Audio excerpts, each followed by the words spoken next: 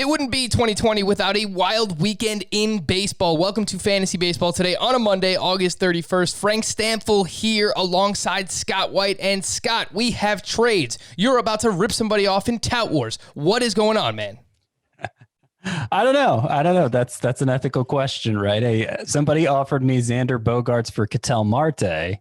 I just now noticed it because the site we play Tout Wars on isn't the greatest. I just now noticed it. It was offered to me on August 3rd. I think too much time has passed for me to make that move. I'm not totally sure I want to make that move, but I do need home runs. So that's hardly the most important thing from the weekend, though. Maybe we shouldn't get sidetracked on ethical questions of trade acceptance or not.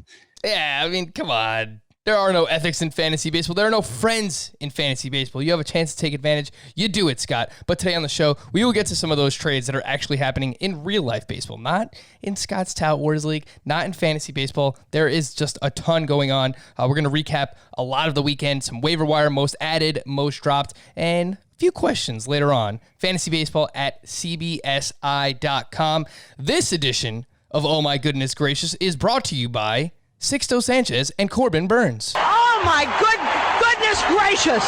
Scott, I'm not even giving you the option. I'm not giving myself the option. It is time to talk about Sixto Sanchez and Corbin Burns. It feels like it was forever ago that they were awesome on Friday.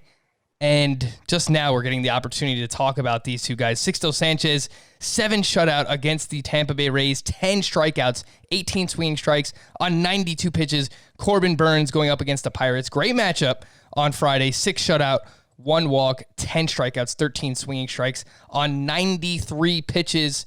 Scott, I moved Sixto Sanchez, I believe, inside my top 45 starting pitchers as a result of this performance. Yeah, that's pretty easy to do, I think, because that's right around the point where the starting pitchers no longer matter. Sixto Sanchez looks like he matters for sure. The biggest question coming up from the minors was how many bats would he miss? Because the stuff rated off the charts, and yet the strikeout rate was unimpressive in the minors, considering it wasn't terrible, but it was not what you'd expect for a pitcher whose stuff is rated so highly. But man, he 18 whiffs on those 92 pitches, 10 strikeouts. He had, so among those 18 whiffs for Sixto Sanchez on Friday, 8 on the changeup, 4 on the fastball, 3 on the sinker, 2 on the slider, 1 even on the curveball. Assuming he actually has all those pitches. That's how it broke down on StatCast anyway, on Baseball Savant. So, he looked awesome. He throws 100 miles per hour. He's a good ground ball guy. I see no reason why you wouldn't be totally head over heels for him at this point, and planning on starting him most of the time. Yeah, and he did it against a pretty good Rays lineup. It's like a misfit Rays lineup, but they always find a way to piece things together. And so far this season, they are top 10 in WOBA, weighted on base average against right-handed pitching. So it's not like Sixto Sanchez did it against, I don't know, his own lineup against the Marlins. He actually did it against a pretty good lineup. You mentioned it throws around 100 miles per hour, has a couple of different pitches that he can mess with. Really good command. Only 1 walk in this start, gets a ton of ground balls. Sixto Sanchez, I just hope that he can, carry over and keep this type of performance up. He's going up against the Tampa Bay Rays again this week. I think you leave him in your lineup. And then Corbin Burns is the other one. He's been inconsistent this season, and I realize that.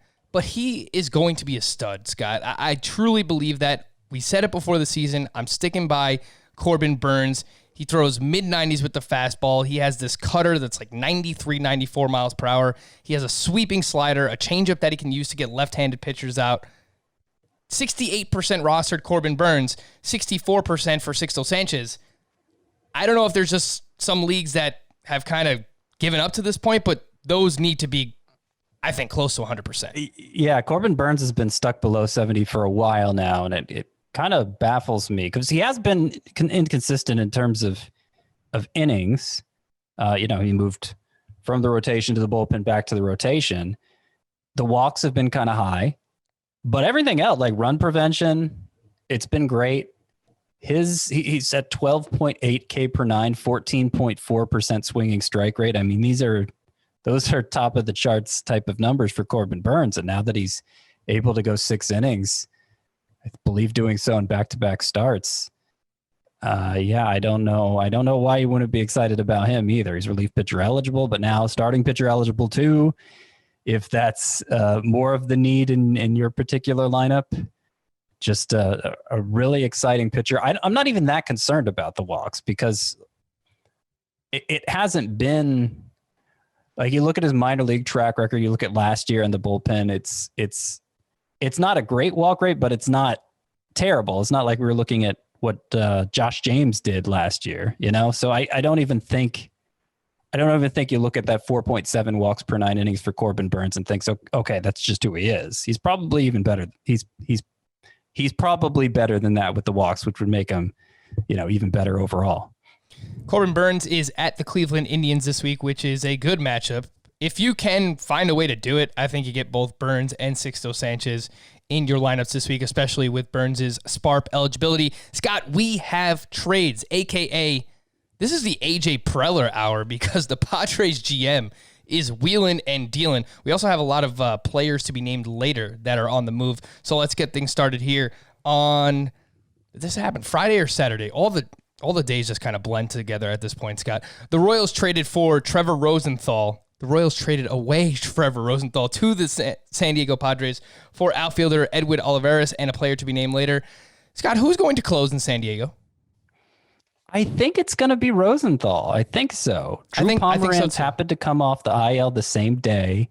He worked the 8th inning for the Padres. Emilio Pagan, he's struggled all year. He had been closing after they lost Pomeranz, who took over, of course, after they lost Kirby Yates.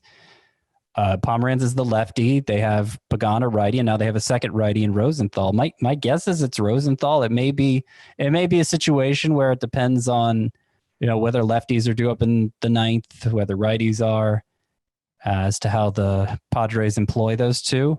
But I would not be dropping Trevor Rosenthal based on this news. Emilio Pagan pitched in the 7th inning on Sunday with the Padres up 8-2. So again, we'll see what happens with this, but I tend to lean with Rosenthal as well being the closer in San Diego. So that means on the other side with the Kansas City Royals, and I don't know if they're done yet. They could still make more moves by the time you're listening to this. I mean, the trade deadline is on Monday. They could still, trade away a few other pieces in that bullpen. Who do you think closes in Kansas City now, Scott? So my hunch there, and we have less evidence to support this, but I'm thinking it's Scott Barlow, who it's between him and Josh Stallmont, who, they both have the kind of K rate you're looking for in a closer, but Barlow has been better overall. Stallmont worked I know he worked earlier in the game Sunday, and they actually gave Jesse Hahn, former starting pitcher Jesse Hahn, I hadn't heard that name in a while. They actually gave him the save on Saturday night, I believe it was. Yep. 2-out save. But I don't know. I have a hard time taking that one seriously. Barlow, meanwhile, he didn't work that game. He had worked 3 of the previous 4. So maybe that's why they went to Jesse Hahn. And then, of course, on Sunday, they didn't have a save chance. They didn't bring in Barlow at all. They brought in Stallman, like I said earlier in the game. So my hunch is it's going to be Scott Barlow. He's the one I prioritized when picking up Royals relievers in the leagues where, I'm still searching for saves under every rock and in every crevice. This situation screams to me that Mike Matheny's just going to mess around. It's going to wind up being Greg Holland, or he'll go back to Ian Kennedy, or he'll just kind of mix and match with all these names. And Jesse Hahn, you mentioned, got the save over the weekend.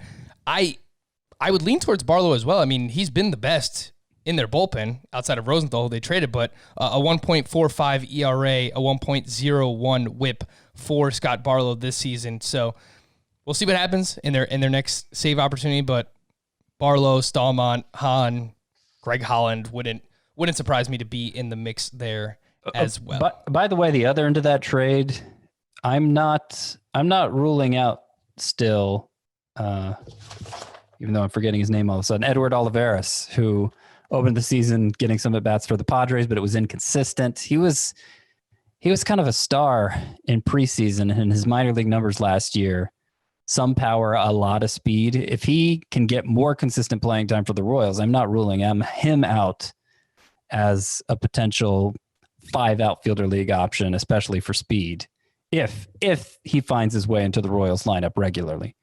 The Red Sox traded away their first baseman Mitch Moreland to the Padres as well for third base prospect Hudson Potts and center fielder Jason Rosario.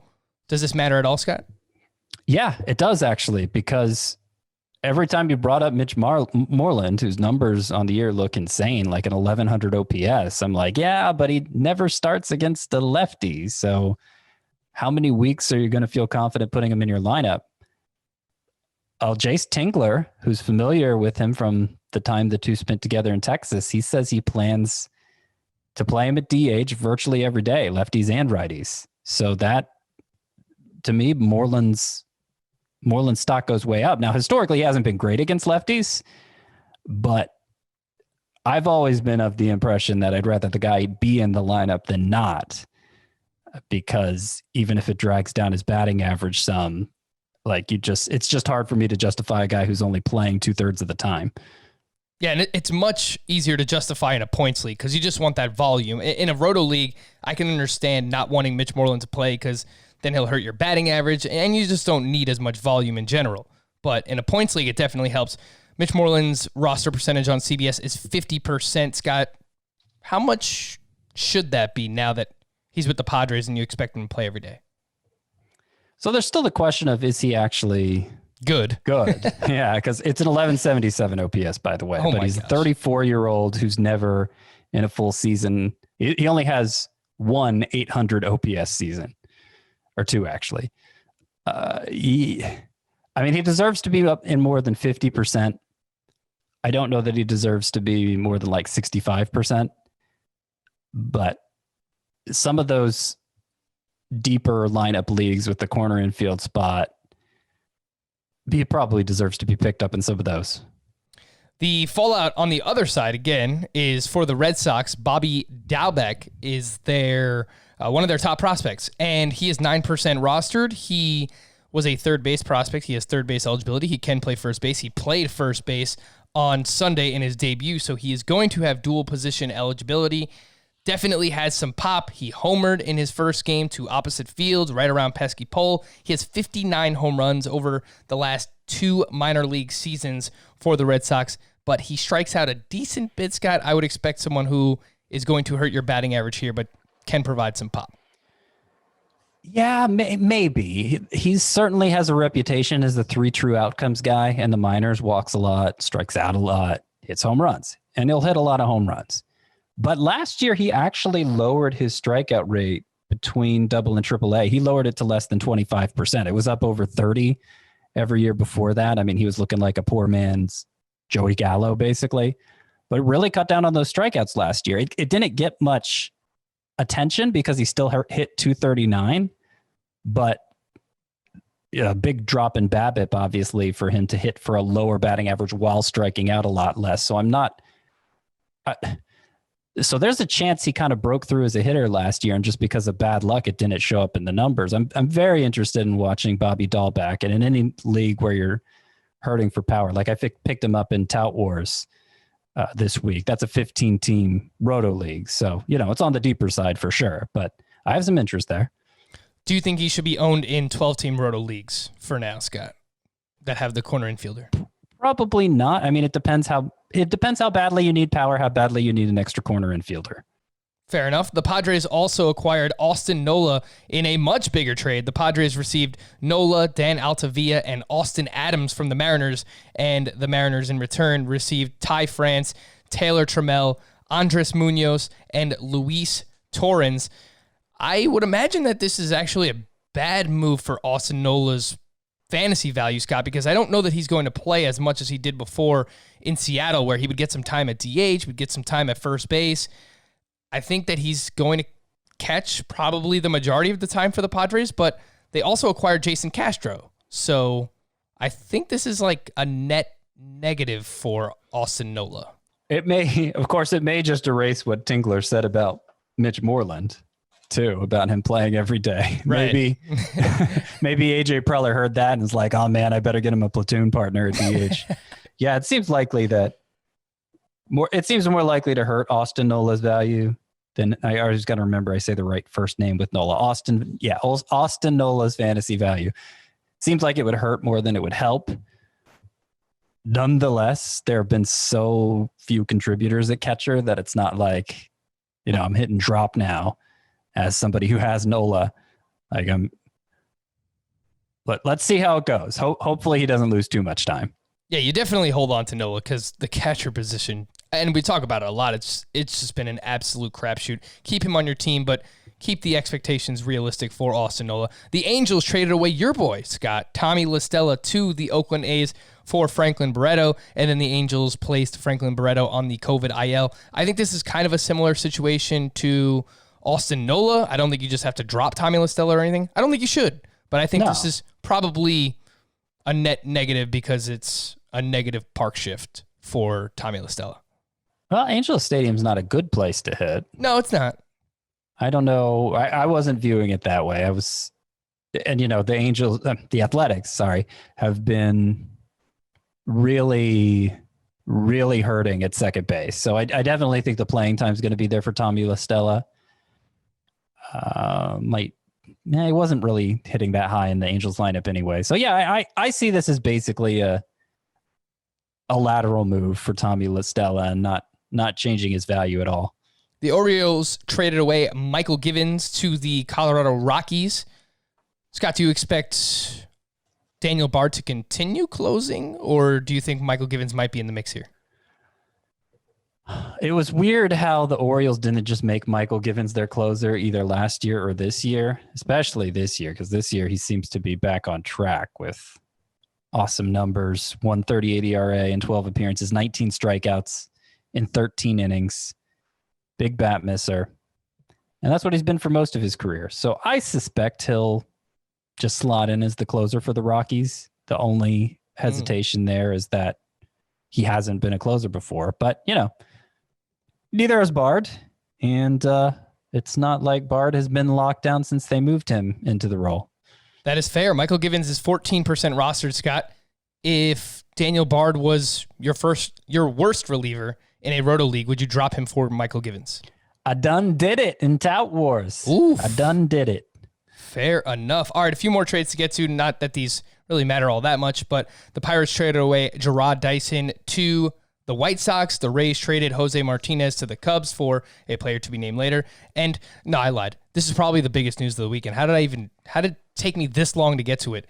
The Orioles traded away Tommy Milone to the Atlanta Braves, Scott.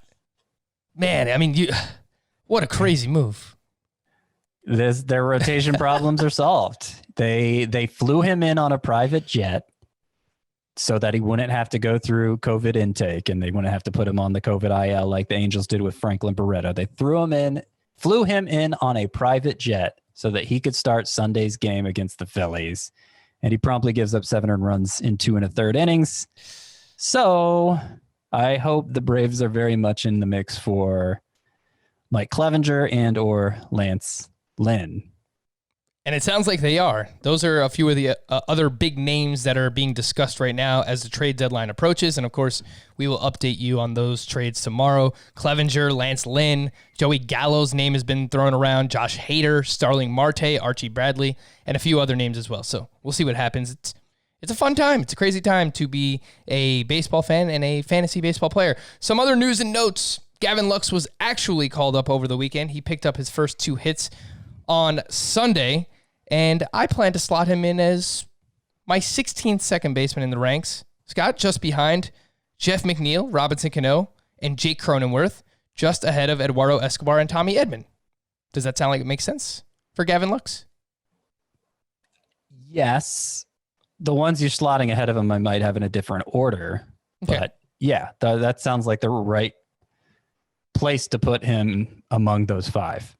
Ronald Lacuna left Sunday night's game against the Phillies with hamstring tightness. Manager Brian Snitker said on the ESPN broadcast that he expects Acuna to be in the lineup Monday, which sounds very optimistic, and I believe there is an early game Monday, so make sure you're paying attention to what's happening and setting your lineups before that game. Worth noting, they had a 10-0 lead at the time they took him out. True.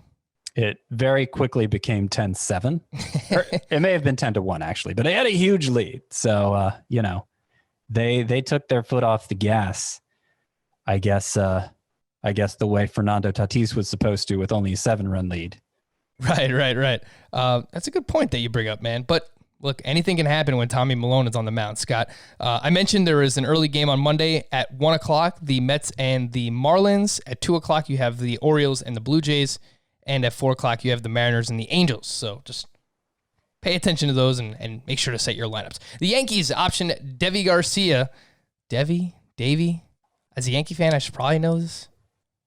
Davey, I don't know. I should know this too. We're going to go with Davey. To look it up. Davey Garcia to their alternate site after his start Sunday, and it was a fantastic start.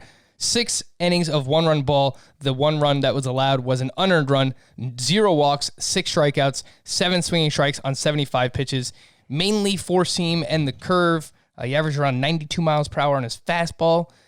Scott, he could be back on Friday as the 29th man once again, as the Yankees have a doubleheader with the Orioles. He is 23% rostered and one of the most added players on CBS right now. Yeah, I don't see why they couldn't have kept him instead of Michael King. I don't know what the big deal with Michael King is. It was nice that Garcia didn't walk anybody, because walks were a big problem for him in the minors last year. I was a little surprised he didn't miss more bats than he did, but major league debut. So he's on the list of pitchers to consider adding. I don't think he'll be down for long. I wasn't so blown away by his debut that it's a huge priority for me off the waiver wire. I'm frankly more interested in the guy who came back for the White Sox and started on Sunday. And that guy is Dane Dunning. That's who I'd be prioritizing over Davey Garcia. That's Deivigarcia. Dane Dunning. Dane Dunning. Remember Dane Dunning, Frank? I remember how he made his debut against the Tigers a couple weeks ago. Mano a mano against Casey Mize in his debut, actually, and had 17 whiffs on 73 pitches. Well, he comes back for the White Sox. Dane Dunning does, and pitches a gem against the Royals. And that gem, he didn't allow a single hit in 5 innings. He struck out 7. This time he had 13 swinging strikes on 79 pitches. He looks great. He looks really good. The minor league track record is very strong. He doesn't have a lot of prospect hype, but getting a lot of whiffs with that slider, especially. I wish his first 2 appearances weren't against the Tigers and Royals. It'd be nice if we could see him tested against a tougher lineup, but there's no way that's preventing me from picking him up. That's, unless you're in a league where Sixto Sanchez or Corbin Burns were available, that's the most exciting pickup from the weekend, Dane Dunning. 17% rostered. And I mentioned Davey Garcia is all the way up to 23%. So he's already rostered in more leagues than Dane Dunning. And I think that's just like the Yankees prospect tax that you have to pay. And I agree. I would rather have Dane Dunning as well. And if all things go well, he should be starting against the Royals again this week. So let's hope he remains in the rotation. He should, considering Gio Gonzalez was placed on the IL Sunday. Keegan Aiken, former second-round pick for the Baltimore Orioles, will make his first career start on Monday. Any interest, Scott? No. Let's see how he does. JD Martinez was pulled Sunday after getting hit by a pitch on the wrist. X-rays came back negative. He is batting .208 with a .674 OPS. The quality of contact is way, way down for JD Martinez, so hopefully he gets better. Maybe he's been dealing with something, but it has not been a great season. Look, and this has happened for a lot of early round picks we've already talked about so far this year.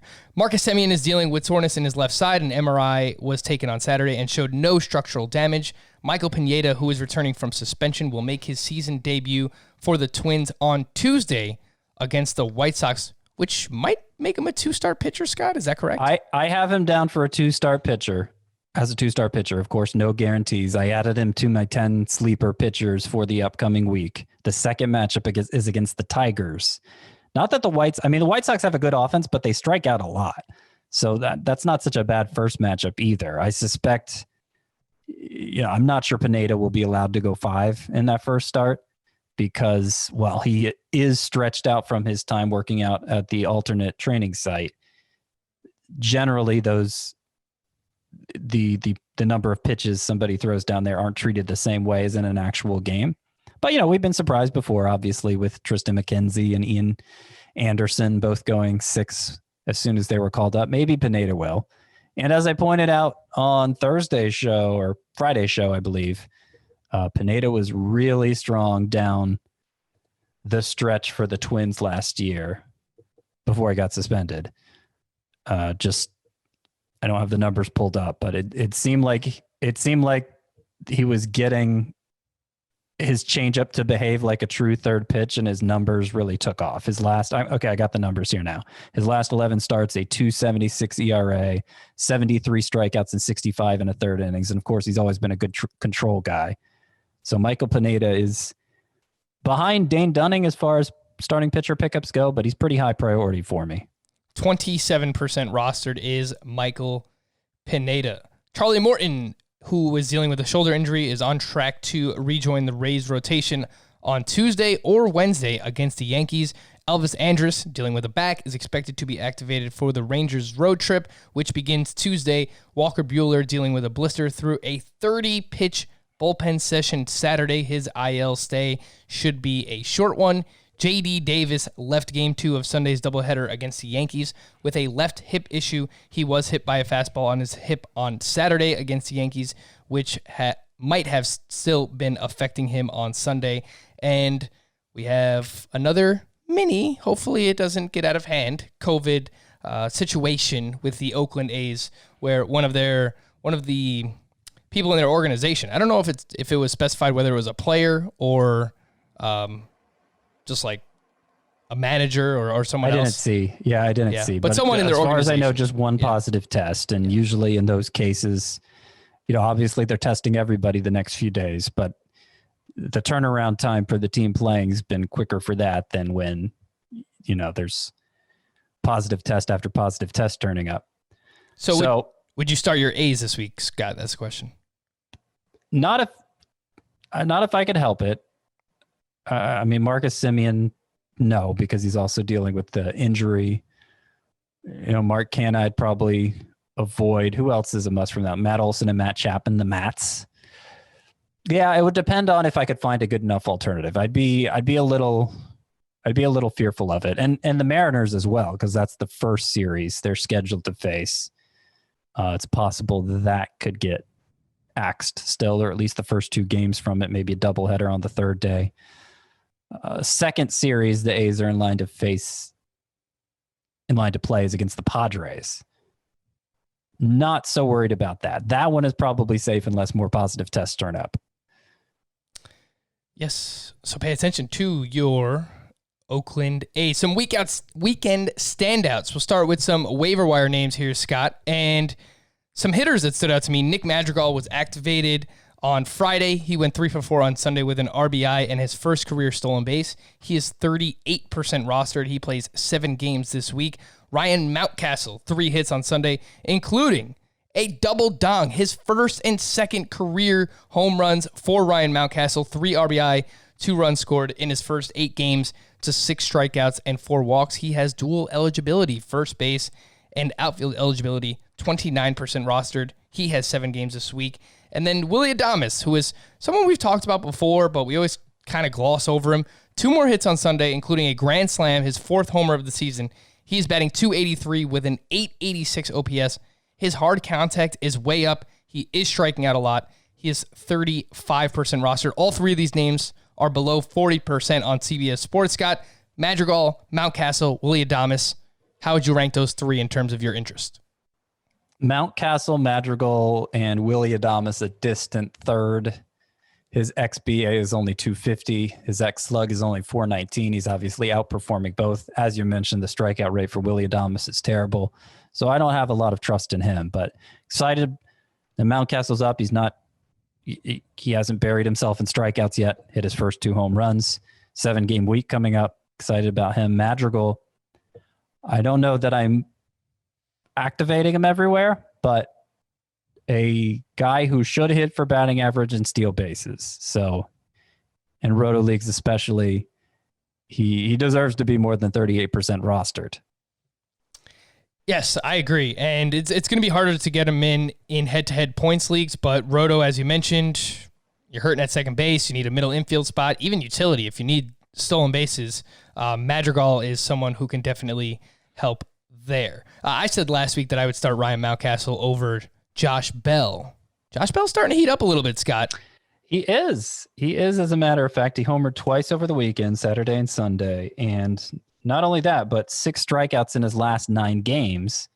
That's encouraging. I mean, it doesn't mean he's over the hump with the strikeouts, but the strikeouts were really uncharacteristic for him. And so if he's cut down on those, then maybe it's all about to round into form here. I'd be reluctant to sit him this week. After you've already suffered through so much misery, like, you want to get the good end of that too. It'd have to be a pretty good alternative. They have 8 games coming up. The Pirates do. A lot of teams are playing 8 games this week, by the way. Yeah, I know you mentioned Hosmer and Cronenworth. You still start those 2 names over Josh Bell, Scott? I don't know that I would this week. Okay. They only have 6 games. 3 are against lefties, at least if nothing changes. Not saying either of them is a bad start. I think I'd be looking to get Josh Bell active. Fair. Some of the waiver wire pitchers from the weekend, we already spoke about. Look, Burns, must add, obviously. Sixto Sanchez, Dane Dunning, Michael Pineda, Davey Garcia, a name that we've already mentioned, but a few others here. Tyler Malley on Friday, 6 2/3, 2 hits, 2 earned, 11 strikeouts, 19 swinging strikes on 106 pitches. Went heavy with the slider in Friday's start against the Cubs. 12 of his whiffs came on the slider. He is 30% rostered. Tony Gonsolin was at the Rangers on Sunday. Wasn't great, wasn't bad. 3 innings, 1 run, 5 strikeouts, but only 62 pitches. He faces the Rockies at home this week. Matthew Boyd going up against the Minnesota Twins on Saturday. 6 innings, 2 runs, only 1 of those were earned. 6 strikeouts, 0 walks. This is now 2 solid starts in a row for Matthew Boyd. His 2 best starts of the season, where he has gone changeup heavy. Taiwan Walker traded to the Toronto Blue Jays in his debut, 6 shutout, 4 strikeouts. He has quality starts in 4 of his last 5. And then Jay Happ on Saturday against the Mets was great. 7 1/3 shutout, 5 strikeouts, 0 walks. And according to Fangraphs, he is throwing a split finger fastball this year, which is something that he has never done. He is 55% rostered. So, Scott, rank for me Malley, Gonsolin, Matthew Boyd, Taiwan Walker, and Jay Happ. I'm going to go Boyd number 1. Really encouraged by the last 2 starts. He faced the Twins and didn't give up any home runs. I mean, that is an accomplishment for that guy specifically. And maybe he's finally figured out the right pitch mix here. Encouraging stuff. Malley, he might have figured out the right pitch mix too. He seems to have a really good slider now. Was always so fastball heavy in his career, struggled to face the lineup. More than, I think he'd struggled through the second time through the lineup even. But he's been much better with that this year, been in and out of the rotation. And even now, they have 6 healthy arms. I don't know if they're to the point where they're going to give Malley preferential treatment over Anthony Desclafani. So that's my hesitation there.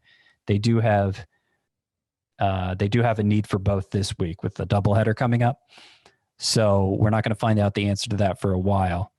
So Boyd, Malley, then probably Gonsolin, then Walker, who I don't see much in the underlying stats to, even though the ERA is good, I don't see a lot to get excited about there. And then Jay Happ bringing up the rear. No love for my Yankees, Jay Happ. I get it. It's fine. For Taiwan Walker, he's at the Red Sox this week. They are 25th in WOBA against right-handed pitching this season. What do you think about Walker in that start, Scott? If you have him on your team, start or sit Taiwan Walker. Against Boston, you said? Yes. At Fenway. He's not in my 10 sleeper pitchers for this upcoming week, but you could do worse. I think if it was like a daily league situation, I think I'd plan to start him.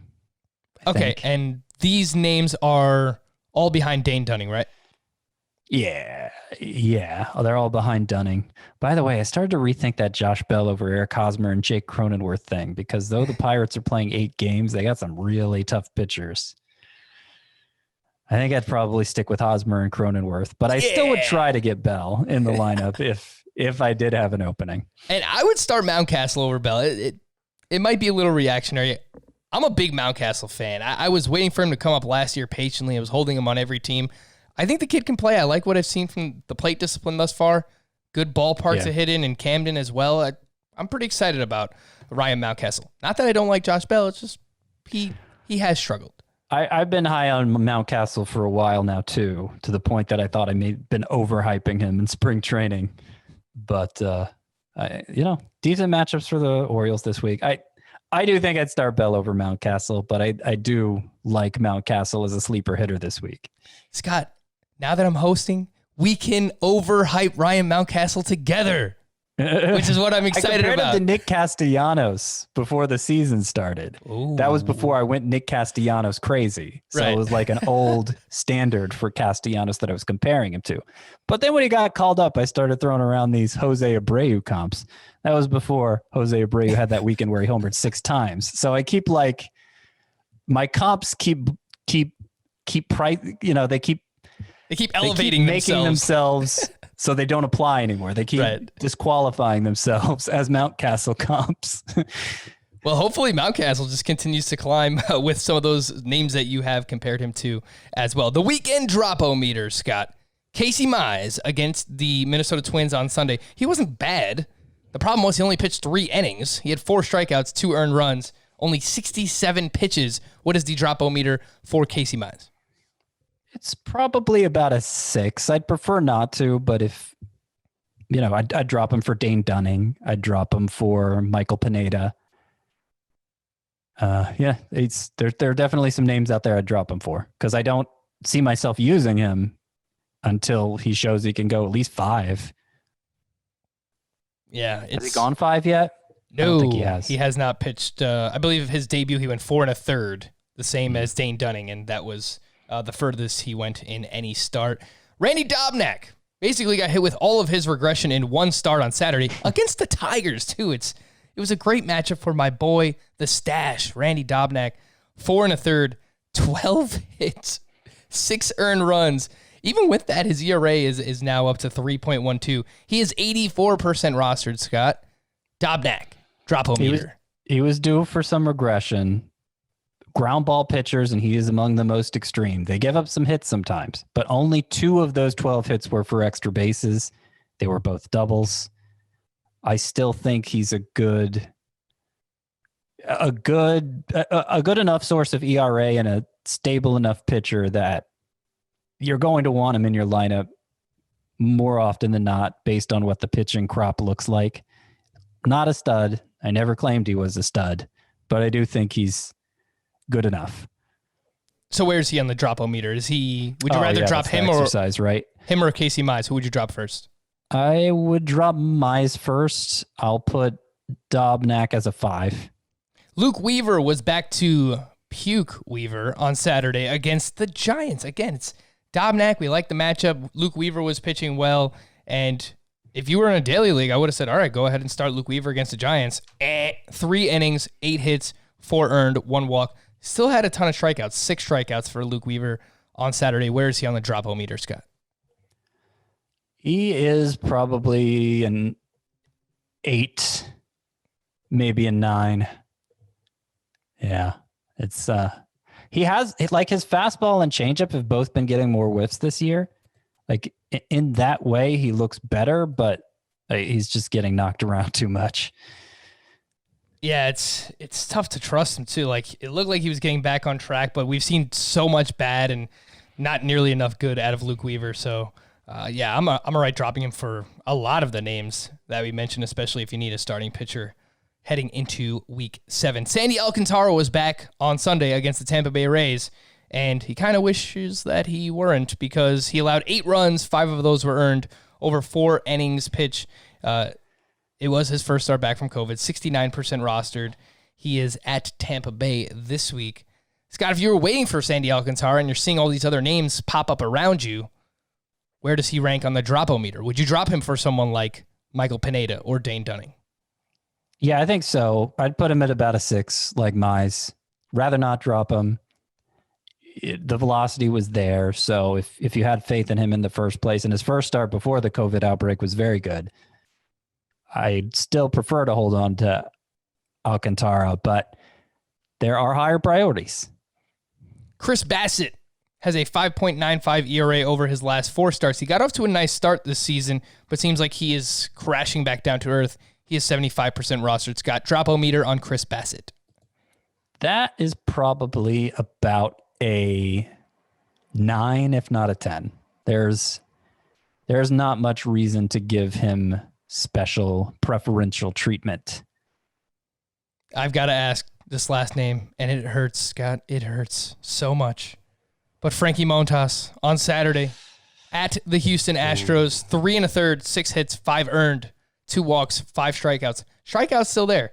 He has allowed 18 earned runs over his last 3 starts. That is the equivalent of a 16.76 ERA. 92% rostered is Frankie Montas. What are we doing, Scott? Hate to say it, Frankie, but I'm worried about our boy Frankie. Oh. Because I've been harping on the splitter usage, right? It was down at the start. It went up a little bit. It's been back down again recently. But based on the way the splitter is performing, it makes perfect sense because Frankie Montas, remind me, did they start Saturday or Sunday? Saturday. Frankie Montas' splitter. Some bad news here on the splitter, if I can find it. Yes, I can. So last year, his splitter, it yielded a 155 batting average and a 107 ISO. 155 and 107. This year, that splitter, a 368 batting average and a 316 ISO. Now, the whiff rate is still high on it, but that's getting too hard. That's getting hit too hard for him to really be throwing it that much. So that was the key to his breakthrough last year. If he doesn't have that splitter anymore, bad times ahead. So on the drop-o-meter, I'd give him probably a 7. A 7? Yeah. Scott, you would drop Frankie Montas before you would drop Casey Mize and Sandy Alcantara? I think that's what I'm saying. Yeah. Oh. Clearly you disagree. No. Look, did my splitter argument you laid it out a strong enough impression? You laid it out beautifully, and man, I hear you. Oh gosh, this is one of those things where I think I just don't want it to be true. I think like I have too much emotional attachment here to Frankie Montas, but yeah, got to take a step back, and sometimes you got to do that in fantasy baseball. You have to remove the emotional attachment. Me personally, I would still drop Mize and Alcantara before I would drop Montas, but all right, it's let getting me up sober there. up a little here. It's probably like a 4 for me for Montas. Maybe you're right. I don't have a lot of trust in Montas anymore, but what is my trust level in those two? It's not super high either. It's really a stashing for the upside situation for all 3. Okay. I'll put him on the same level, a 6, as those 2 on my drop-o-meter. But it's not so far-fetched that you would drop Montas, is what I'm trying to say. No, it's not, especially in like a 10-team league. I could definitely see doing that. Do it for Burns, definitely. You do it for Sixto Sanchez. Yeah. Do it for Dunning. I think I would. Okay. Pineda? I might draw the line there. I might have to see how Pineda's first start goes. Okay. I would say bench Montas this week. He is at home against the Padres, but the Padres lineup has been hot. And definitely bench him. Yeah. I'd rather see him. I have to see him have a really good start again before I'd start Montas. I mean, his ERA is up over 5 now. The last 3 starts have been so bad. Yeah, it's been a rough go. All right, move on from the waiver wire. We'll take a quick break here. Want to quickly remind people that for more than a decade, Fantasy Football Today has been delivering league-winning analysis and advice as part of the CBS Sports Podcast Network. Now they're coming to you fast with a brand new feed. Don't worry, the old one will stay the same. The Fantasy Football Today in 5 podcast is your audio outlet for fantasy news and advice in 5 minutes or fewer. It'll feature familiar voices like Adam Azer and the rest of the FFT crew, Jamie Eisenberg, Dave Richard, Heath Cummings, and Ben Gretsch, as they break down what matters most to help you win your league in a quick-hitting format, available first thing in the morning. On Monday, August 31st, you can subscribe to FFT in 5. Monday through Friday, download and subscribe to FFT in 5 on Apple Podcasts, Spotify, Stitcher, your smart speakers, and anywhere else podcasts are found. All right, we'll take a quick break. When we come back, we have a bunch more to get to regarding this weekend. We'll do that here, Fantasy Baseball Today. We're back here on Fantasy Baseball Today. Before we get into some of these clusters of players from the weekend, I do want to talk about some of these deeper league potential ads. Scott, I'll just mention a name, what they did. You tell me your interest level in deeper leagues. Leody Taveras, someone we mentioned before, prospect for the Rangers, has started 6 straight games, at least 1 hit in 5 of them. He hit his first home run over the weekend, 5% rostered, 6 games this week. Leody Taveras. Yeah, I'm not sure. There's not a strong offensive track record in the minors, so he has to do a lot more than this to get me interested.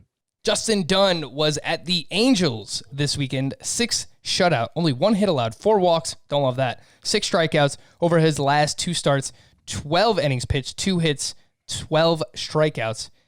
Justin Dunn, 10% rostered. He faces the Rangers this week, Scott. 2 total hits over his last 2 starts? Yeah. Wow. My interest level is growing. It's a high threshold to beat its starting pitcher, but like he was borderline top 100 type prospect, and I think it bears watching.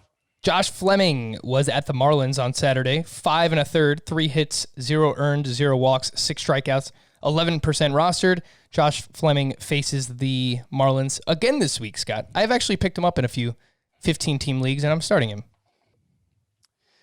Yeah, the first 2 starts have been good, and who knows what kind of progress he'd been making at the alternate site before he got called up, but it's a guy who was consistently below 7K per 9 in the minors. I'm not that interested. A pair of Tigers. Miguel Cabrera has 10 hits over his last 5 games. He is 30% rostered. His batting average is .241. Expected batting average, .294, Miguel Cabrera. And then Jamer Candelario has homered in back-to-back games. He has multiple hits in 3 of his last 4. He is 14% rostered. A pair of Tigers here, Scott. They're both kind of interesting. I think it's too early in a standard league to jump at them, but Miguel Cabrera, you mentioned that 294 xBA. It's a 481 x slug too, and Candelario similar now, 292 xBA, 482 slug. Of course, Candelario's been so hot that I think his actual batting average and slug are both higher than that. Yeah, they are. Candelario looks like he's made some changes to approach. Actually walking less. He was a guy who always walked a lot, but hitting more line drives, and it may be more appropriate and a more appropriate level of aggression for him. Sometimes the emphasis on walks can hold a hitter back. So I'd be keeping an eye on those 2 and picking them up only in an emergency situation right now, though. Garrett Cooper had 2 hits on Sunday. He actually returned for the Miami Marlins this weekend. Hit a home run on Sunday with 4 RBI. He has dual eligibility, first base and outfield, 10% rostered. Garrett Cooper. He's always been kind of interesting. Got an extended look last year and didn't end up doing that much. So I'm not super excited to pick him up, but I could definitely see him being a sleeper hitter in future weeks if he gets hot. Brian O'Grady. Admittedly, never heard of this guy before Sunday. Outfielder for the Tampa Bay Rays, 2 hits on Sunday with a stolen base. He had 28 homers and 20 steals in the minors last season, hit .280 with a .909 OPS, but he's old. He's 28 years old. Brian O'Grady. Yeah, interest level's pretty low. I'll just leave it at that. The Rays obviously have a ton of options. We will leave it there. Jason Hayward, 15% rostered. He has 3 home runs in his last 3 games. He is hitting a ton of line drives, Scott. Jason Hayward. Yeah, a ton of line drives, and his expected numbers are pretty wild too. He has an expected batting average of over 300. Yep. And that is in the 91st percentile. Yeah. It's not common to see. And the ex-WOBA, I think, is like 420 something. Really high. I mean, ex-WOBA is weighted like on-base percentage. So, it takes into account more than just on-base percentage. It takes into account the full spectrum of players' offensive production, but it's weighted like OBP. So 420 is really, really good. Not hitting the ball especially hard. So I'm kind of curious how he comes to have those expected stats, Jason Hayward, but I'm not somebody who's just going to ignore them. If I need an outfielder, he's pretty interesting. Yeah, especially in deeper roto leagues, the Cubs do play 7 games this week. He's only 15% rostered. That number should probably be higher for Jason Hayward. We had signs of life from these players. Over the weekend, we mentioned Josh Bell. He has homered in back-to-back days. He has 6 hits over his last 4 games. A pair of Dodgers, Max Muncy, hit his 9th home run Saturday. He has 3 home runs in his last 7 games. Cody Bellinger hit his 10th home run and stole his 3rd base of the season on Sunday. He is batting .378 over his last 10 games. Rafael Devers went 4 for 4 with a double dong, 3 RBI and 3 runs scored on Sunday as well. He is coming around. I think it was like 3 or 4 games before this.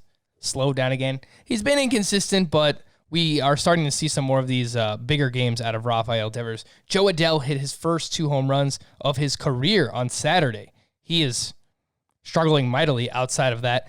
His teammate Griffin Canning finally got back on track Sunday against the Mariners. 8 innings of 1-run ball, 7 strikeouts. And then Rhys Hoskins, back-to-back multi-hit games. He has a home run in 4 of his last 6. So a lot of names on this list, Scott, that people have been freaking out, asking, what do I do with Rhys Hoskins? What do I worryometer for Cody Bellinger? Those guys are coming around. I would say the ones for me that I'm actually a little bit more concerned about are Joe Adell and Griffin Canning. Yes. Yeah. I mean, Muncy, Bellinger, Devers, even Hoskins to a degree, you could look at their numbers and say, okay, they're going to pick it up. It seems like they are.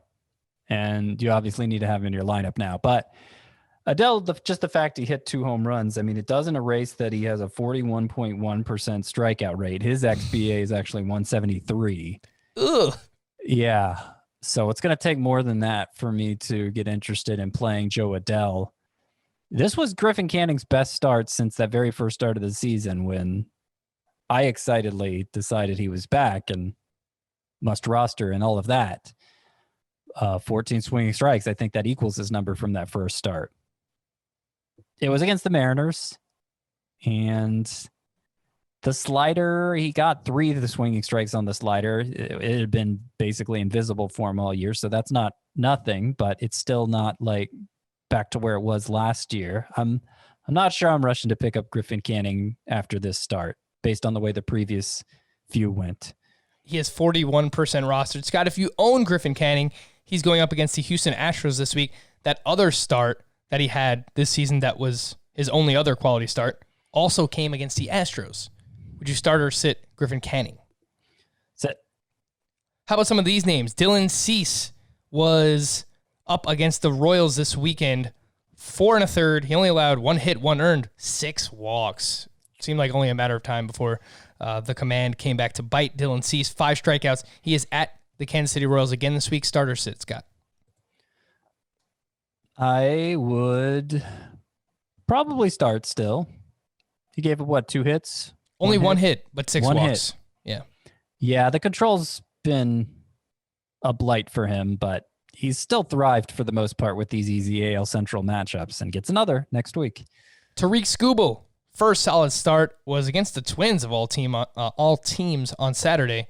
5 innings, 2 earned runs with only 2 strikeouts, 25% rostered. If you do have him, Scott, would you start him at the Twins this week?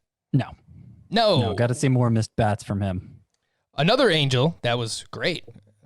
Kind of helps when you face the Seattle Mariners. On Friday, Andrew Heaney, 7 2/3, 1 earned, 10 strikeouts, 74% rostered. He's going up against the Padres this week. Starter sit Andrew Heaney, Scott. I would sit with that matchup. He had 23 whiffs against the Mariners, though. Oof. Fastball, curveball, changeups, all contributing a healthy number. And he's basically leveled off into doing the same thing he was doing last year, with those 3 pitches all being effective, him getting a ton of swinging strikes, and yet the ERA is over 4. Maybe better days are ahead, but Heaney still looks pretty fringy, even though he has a talent for missing bats. Tristan Mckenzie, 4 innings of 2-run ball on Friday against the Cardinals this past Friday. He is at Kansas City this week. Would you start Tristan Mckenzie, Scott? I would, yeah. I mean, obviously the follow-up performance here was disappointment after that great debut he had. But Royals much easier matchup, and it's not like he got pounded by the Cardinals, so I'd run him out there again. Dustin May is at the Texas. He was at the Texas Rangers on Friday. 6 innings of 2-run ball. Really does not get a lot of strikeouts, but he has been solid. He's allowed 2 runs or less in all 7 of his starts this season. He's going up against the Diamondbacks this week. Scott, would you start Dustin May? Yeah, I think so. I think I would. That's a good enough matchup. The xFIP's not looking so great for him. So just keep that in mind. He's been bankable in terms of run prevention. He's a good ground ball pitcher, has not been a big strikeout pitcher. And, he may be overachieving some, but I do think the talent level is high enough that I give him the benefit of the doubt to a degree there, and probably stick with him in most leagues. The last name I wanted to mention here, Adam Wainwright, a complete game on Sunday against Cleveland. 2 earned runs, 9 strikeouts. He is at the Cubs this week. Would you start him, Scott? I would not start Adam Wainwright. No, sorry. I got confused there. Cleveland, Cubs, you said. You just started against Cleveland and had that great start. Yeah. He's a good matchups type because he goes deep into games, gets ground balls with the curveball. The 9 strikeouts were a surprise. I wouldn't expect that from him again. But the Cubs matchup, that's not one I'd be using Wainwright in. Fair enough. There were a few other names that we didn't get to. I know that there's a lighter schedule on Monday, so maybe we'll have some weekend leftovers that we can get to on the podcast we record Monday night. Heading into Tuesday, of course, Chris Paddock bounced back, as did McCullers, Carrasco, so I would like to talk about some of those guys. And Luis Castillo continues to not be good, so I think we'll talk about those names, but I did want to get to some bullpen stuff here, Scott. And the closer whisperer strikes again, Scott. You mentioned Gregory Soto. You thought he might be the guy. Saves on back-to-back days. Run some other names by you. Gregory Soto, Tyler Rogers, 2 saves this weekend. He is only 9% rostered. Who would you rather have between those two, Soto or Tyler Rogers? Are you sure it was 2 saves this weekend for Tyler Rogers, or just He picked up one on Sunday, I believe. Yeah, one on. Okay, so one on Saturday. Did he get one? Because Sam Coonrod got a save for the Giants on Sunday. I don't know did they play a doubleheader? I don't think so. I don't think so. Rogers pitched the 8th, No, setting up Sam Coonrod. Rogers did have a save earlier in August, but that was can't really tie those two together. Yeah, I think that's very much up in the air for the Giants. So Tyler Rogers probably the leading guy there, but I'd rather have Soto for the Tigers. That makes sense. And apologies for getting that wrong regarding Tyler Rogers. The Orioles and the Blue Jays had a ton just going all over the place on Sunday. Anthony Bass allowed the go-ahead run to score in the top of the 9th. Cole Sulser then blew the save, and he took the loss. He allowed 2 runs in the bottom of the 9th. Hunter Harvey was activated Sunday, but apparently will be eased into the role for Baltimore. Scott, the next save opportunity for the Orioles will go to blank. I think it'll go to Hunter Harvey, since since Sulcer blew up. And, I thought that was a pretty surprising admission that they said he'll be eased into the closer role, because he was never confirmed to be the closer at the start of things. So they kind of played their hand stronger than they have before. And I think it was the bullpen coach talking, Darren Holmes, and not the manager. So take it with a grain of salt, maybe. But yeah, Hunter Harvey, I think, is somebody who is worth picking up if you're really hurting for saves. I'd still prioritize Gregory Soto over him, but probably Harvey over Tyler Rogers. Josh Hader blew a save on Saturday, 5 walks, 2 earned runs. If Hader were traded, I think Devin Williams would be the next man up. The numbers look phenomenal for Devin Williams, and he actually closed out that game on Saturday, so that's who I think it would be. Craig Kimbrell blew another save on Saturday in Game 2 of their doubleheader, 3 walks, 2 earned. Jeremy Jeffress had a clean save in Game 1, so I would assume that Jeremy Jeffress gets the next opportunity for the Chicago Cubs. Brandon Workman picked up 2 saves over the weekend. He now has 3 straight scoreless outings. Still giving up some hits and walks, but the fact that he's not giving up runs is a step in the right direction for Brandon Workman. To stream or not to stream, we'll end with this, Scott. And your boy, Trevor Rogers for the Marlins, is going up against the Mets in that matinee game on Monday. Would you stream him? I want it. I kind of like the skill set there, but I need to see a lot more before I actually use Mr. Rogers. Mr. Rogers. Jacob deGrom is on the other side. He is a must start. Keegan Aiken, we spoke about. You're not streaming him here, right, Scott? Nope. Chase Anderson going up against the Orioles. I would not do that. Marco Gonzalez at the Angels. I think so. I think I'd go with Marco. Jaime Barria against the Mariners. He's had a couple good long relief outings, but it's, even with that good matchup, it's too risky for me. Yeah, I think so. Dakota Hudson is at the Reds. I only in a points league. Anthony DeSclafani on the other side against the Cardinals.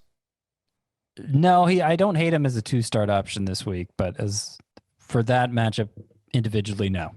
Eric Fetty at the Phillies. No. Spencer Howard against the Nationals. No. Tyler Glasnow and Garrett Cole are both must-starts. Max Fried is a must-start. Trevor Williams at the Brewers. No. Shane Bieber is a must-start. Brad Keller at home against Cleveland. Maybe. Yeah, I think I would. Even though he didn't go so well for him last time, I think I would. Lucas Giolito is a must-start. And then on the other side is Rich Hill against the White Sox. Would you start him, Scott? It's a little scary, but I think so.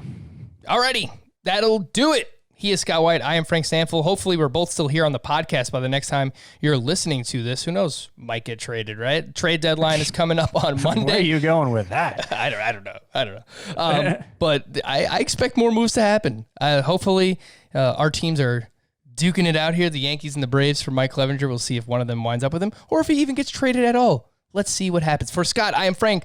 Thank you all for listening and watching Fantasy Baseball today on our YouTube channel. We'll be back again tomorrow. Bye-bye.